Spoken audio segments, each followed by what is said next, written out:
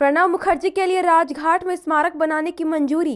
केंद्र सरकार ने दिवंगत पूर्व राष्ट्रपति प्रणब मुखर्जी की समाधि बनाने के लिए राजघाट परिसर में एक विशेष स्थल को चिन्हित करने की मंजूरी दी है। उनकी बेटी और लेखिका शर्मिष्ठा मुखर्जी ने सोशल मीडिया पर इस खबर को साझा किया।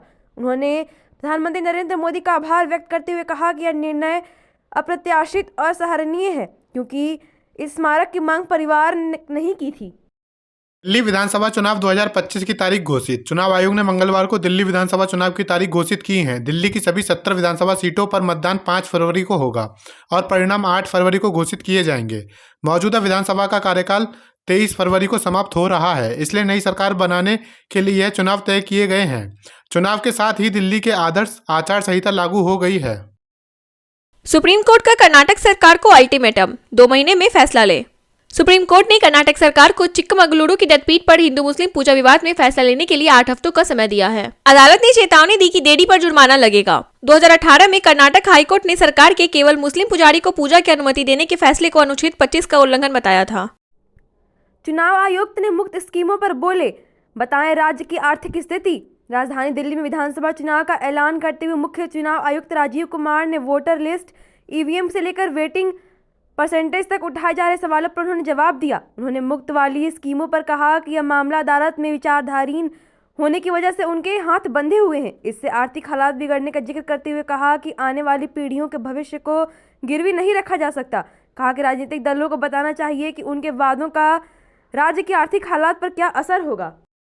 कोर्ट ने 17वीं बीपीएस परीक्षा की याचिका पर सुनवाई से किया इनकार। सुप्रीम कोर्ट ने 17वीं बिहार लोक सेवा आयोग बीपीएससी परीक्षा के कथित गड़बड़ियों के खिलाफ दायर याचिका पर सुनवाई से इनकार कर दिया। अदालत ने याचिकाकर्ताओं को मामला पटना हाईकोर्ट में ले जाने का निर्देश दिया, यह कहते हुए कि इस प्रकार के मामले के लिए स्थानीय न्यायालय अधिक उपयुक्त होते हैं। परीक्षा में अनियमितताओं और पारदर्शिता की कमी के आरोप लगाए गए थे।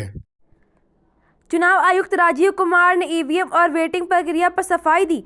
दिल्ली विधानसभा चुनाव की तारीख के ऐलान के पहले मुख्य चुनाव आयुक्त राजीव कुमार ने वोटिंग प्रतिशत और ईवीएम के बारे में उठे सवालों का जवाब दिया। उन्होंने कहा कि वोटिंग प्रतिशत बढ़ाने का कारण शाम 6 बजे के बाद भी वोटिंग होना और डेटा का देर से जारी होना है। साथ ही उन्होंने यह भी कहा कि ईवीएम में छेड़छाड़ की कोई संभावना नहीं है, यह एक सुरक्षित और फुल प्रूफ डिवाइस है। साल बाद भारत से परमाणु बैन हटाएगा यूएस। मई 1998 में भारत ने पोखरण में परमाणु परीक्षण किया था, जिसे बुद्ध मुस्कुराए कहा गया था। तब पूरी दुनिया भारत के इस करतब पर हैरान रह गई थी, लेकिन बौखलाए अमेरिका ने तब भारत पर परमाणु प्रतिबंध लगा दिए थे। लेकिन 26 साल बाद अब अमेरिकी उस प्रतिबंध को हटाने जा रहे हैं। हालांकि कई प्रतिबंध पहले ही हटाए जा चुके हैं, लेकिन अभी भी भारत के कुछ रिएक्टर, परमाणु ऊर्जा संयंत्र और परमाणु ऊर्जा विभाग की इकाइयों पर यह प्रतिबंध लागू है। मंत्री अश्विनी वैष्णव ने दिल्ली रेलवे स्टेशन पर किया भाजपा के लिए प्रचार। दिल्ली विधानसभा चुनाव से पहले केंद्रीय रेल मंत्री अश्विनी वैष्णव ने मंगलवार को नई दिल्ली रेलवे स्टेशन पर कुलियों और ऑटो रिक्शा चालकों से मुलाकात की और भाजपा के पक्ष में समर्थन मांगा। इस दौरान उन्होंने ऑटो रिक्शा चालकों से पार्किंग शुल्क अदा करने और राहत के लिए आराम घर बनाने का वादा किया। साथ ही भाजपा के लिए प्रचार करते हुए नारे भी लगाए गए। मायावती ने दिल्ली चुनाव की तारीखों का स्वागत किया। बसपा प्रमुख मायावती ने दिल्ली विधानसभा चुनाव की तारीखों का स्वागत करते हुए निर्वाचन आयोग से उम्मीद जताई कि वह चुनाव में सरकारी मशीनरी का दुरुपयोग और सांप्रदायिक प्रचार से बचाएगा। उन्होंने कहा कि पार्टी इस चुनाव में अकेले अपने बलबूते पर लड़ेगी और बेहतर प्रदर्शन करेगी। बसपा के लिए यह चुनाव महत्वपूर्ण है और वह अपनी पूरी तैयारी के साथ मैदान में उतरेगी। उपचुनाव में सियासत गरमाई, 5 फरवरी को होगा मतदान।